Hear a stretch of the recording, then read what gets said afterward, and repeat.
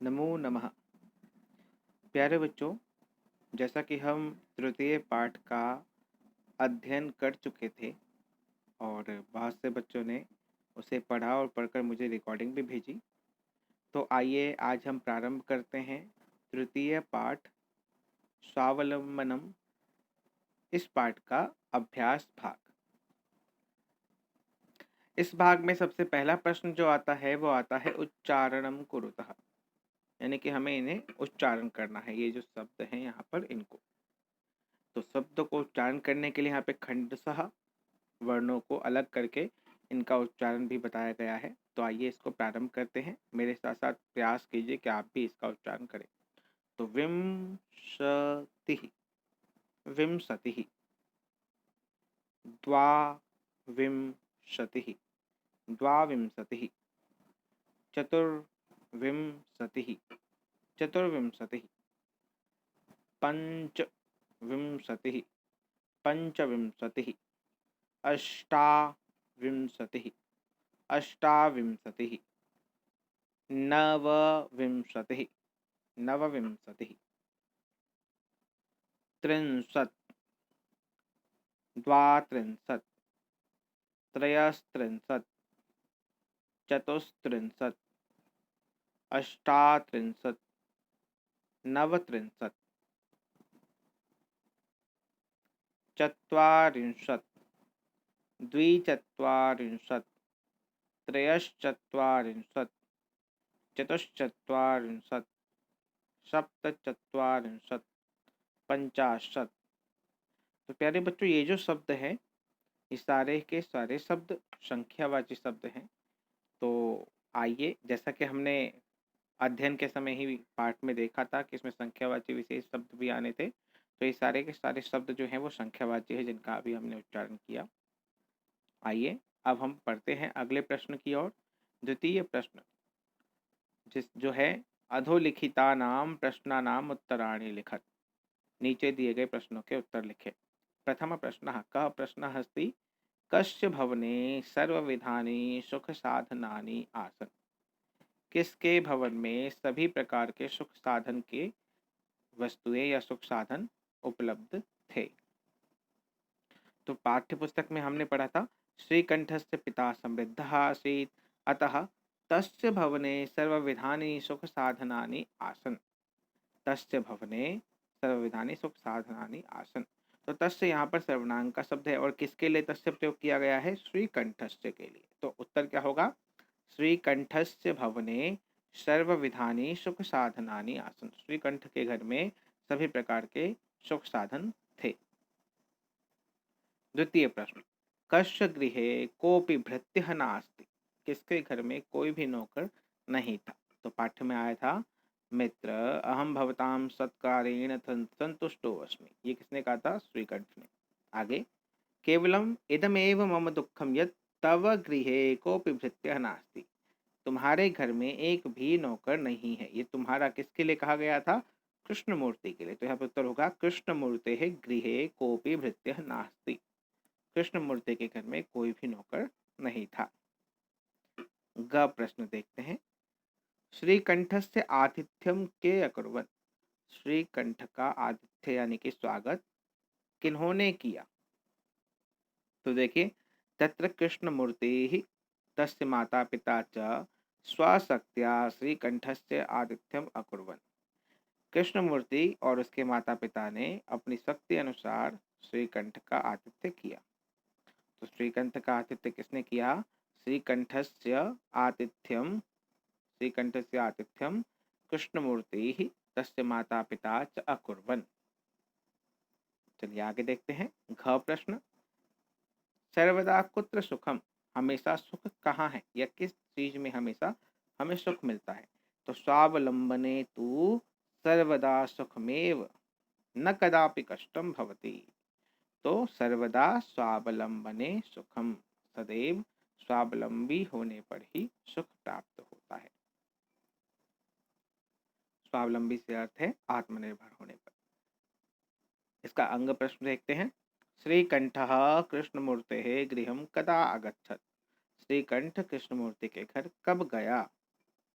तो उत्तर देखिए, एकदा श्रीकंठः तेन सह प्रातः प्रातः 9 वादने तस्य गृहम् आगच्छत्। सुबह 9 बजे वो उसके घर गया। तो उत्तर देखिए, श्रीकंठः कृष्णमूर्तेः गृहं प्रातः 9 वादने आगच्छत्। अस्तु, चलिए आगे देखते हैं।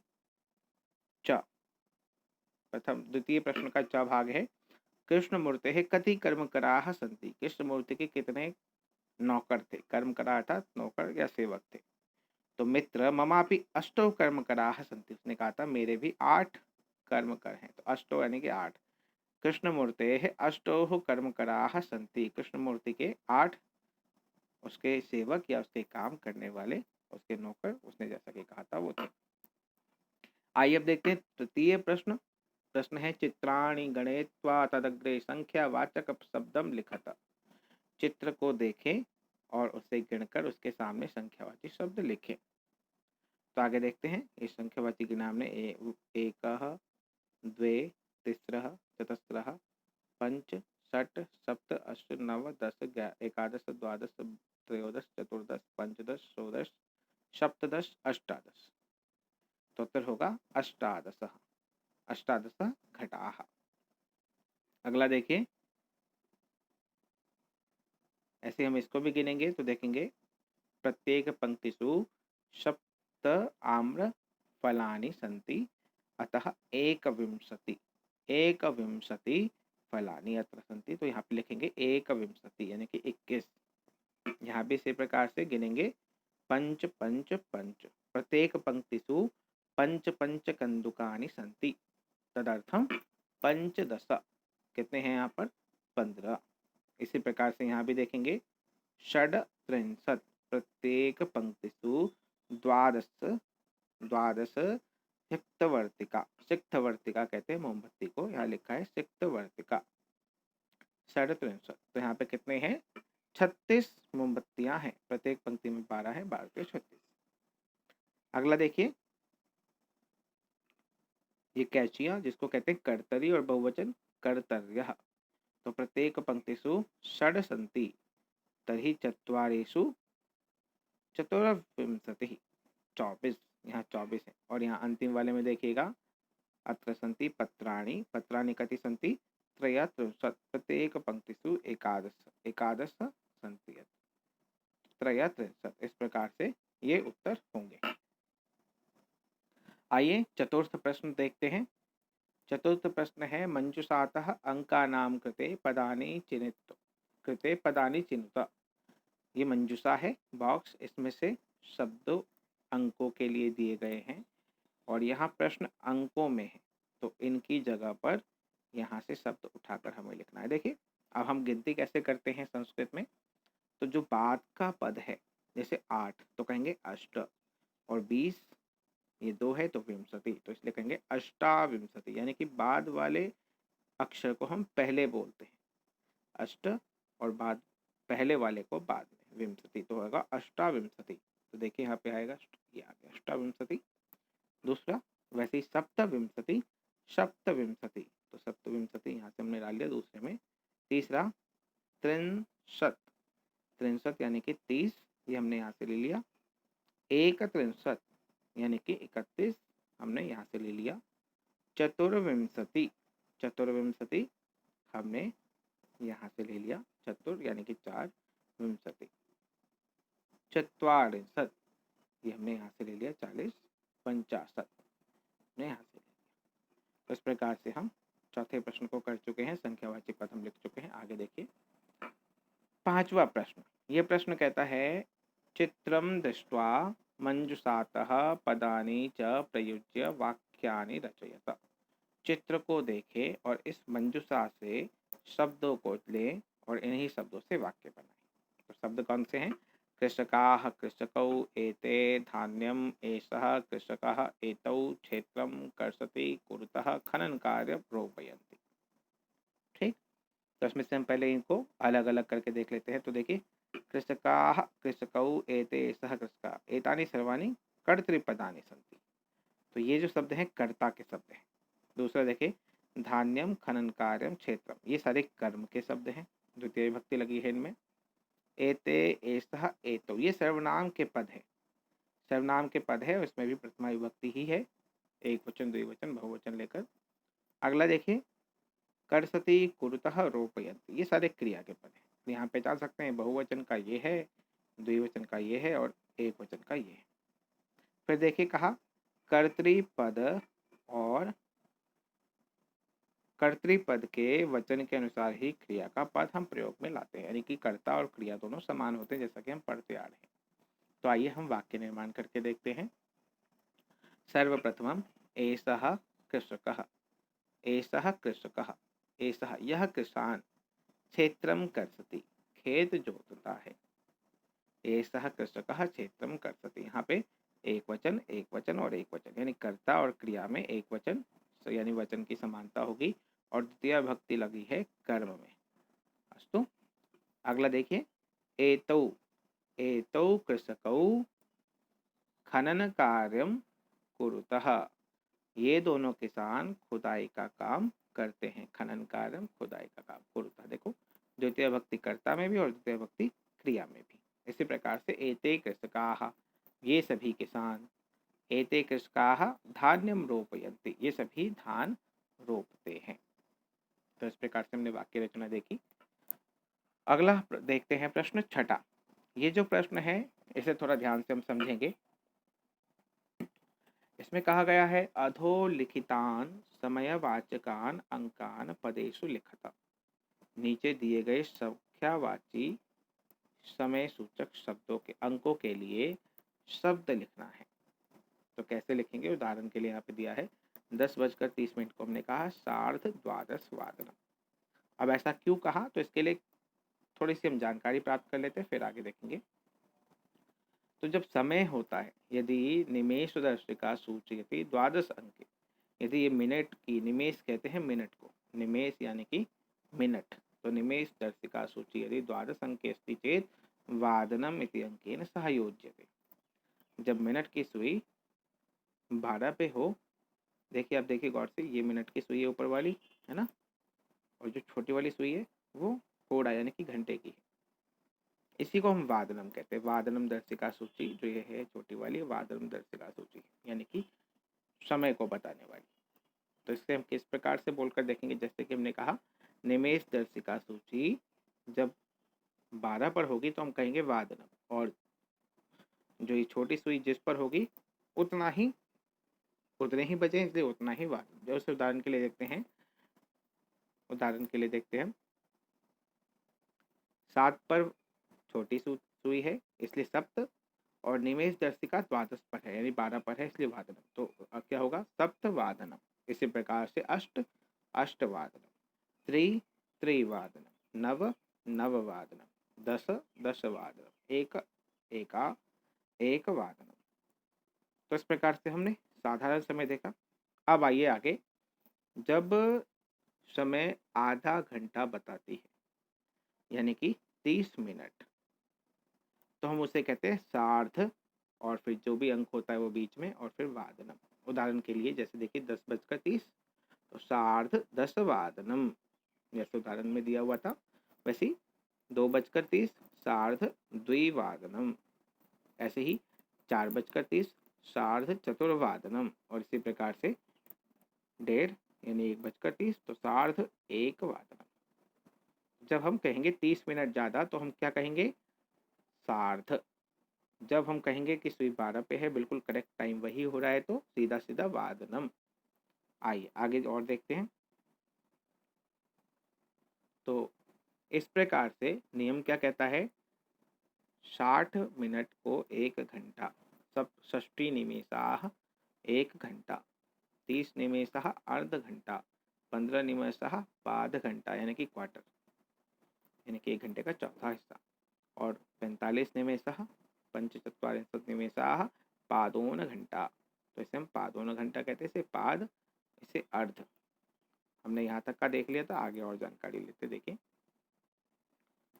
तो यहाँ पर समय के बारे में बताया गया है, जैसे कि सार्ध दशवादनम, ये हमने कर लिया था। दूसरा देखिए पंच और 12 पर है तो पंचवादनम, 7 12 पर है सप्तवादनम, यहाँ पे देखिए आधा है 3.5, सार्ध त्रिवादनम, यहाँ पे 2 के बाद है सार्धद्विवादनम, यहाँ 9 है नववादनम, यहाँ एकादशवादनम, सार्धद्वादशवादनम, सार्धचतुर्वादनम, यहाँ अष्टवादनम, सार्ध एकवादनम और इसी प्रकार से अंत में सार्ध सप्तवादनम। तो ये हमने समय भी देख लिया। तो आइए देखते हैं 7वां प्रश्न। 7वां प्रश्न कहता है मंजुषातः पदानि चित्वा रिक्त स्थानानि पूरयत। यह मंजुषा है, यहीं से हमें पद लेने हैं यानी कि शब्द, और इन खाली स्थानों को हमें भरना है, जो कि यहाँ पहले से भरे हुए, लेकिन जब समझ लेते हैं कि है क्या। पहला षड यानी कि 6, त्रिंशत यानी कि 30, एक त्रिंशत 31, द्वौ 2, द्वादश 12, अष्टाविंशति यानी कि 28। अब देखते हैं कि ऋतवः भवन्ति, ऋतुएं होती है कितनी, षड 6, मासाः भवन्ति, कितने मास होते महीने, द्वादश, एकस्मिन् मासे डैश अथवा डैश दिवसा भवन्ति, एक महीने में 30 या 31 दिन होते हैं। फरवरी मासे सामान्यतः डैश दिनानि भवन्ति, फरवरी महीने में सामान्यतः कितने दिन होते हैं, अष्टाविंशति यानी 28। मम शरीरे द्वौ हस्तौ स्तः, मेरे शरीर में यानी मेरे पास मेरे 2 हाथ हैं। कुछ बातें ध्यान रखने लायक हैं जो पाठ्य से इतर होती हैं, लेकिन जानकारी के लिए हमें ये पता होना चाहिए कि भारतीय पंचांग के अनुसार जो मास महीने हमने 12 गिने या जो ऋतुएं हमने देखी 6, वो कौन कौन सी होती है। तो आइए यहाँ से देख लेते हैं हम इन्हें। भारतीय संवत्सरानुसारेण मासानां नामानि कानि, कौन कौन से नाम होते हैं, तो उसके अनुसार 12 मास होते हैं। कौन कौन से, चैत्रः, वैशाखः, ज्येष्ठः, आषाढ़ः, श्रावणः, भाद्रपदः, अश्विनः, कार्तिकः, मार्गशीर्षः, पौष, माघ, फाल्गुन। और प्रत्येक मासे 63 तिथयः, हर महीने में 30 तिथि होती है, और तिथि को ही दिन कहते हैं, दिन को तिथि, ऐसे तारीख कहते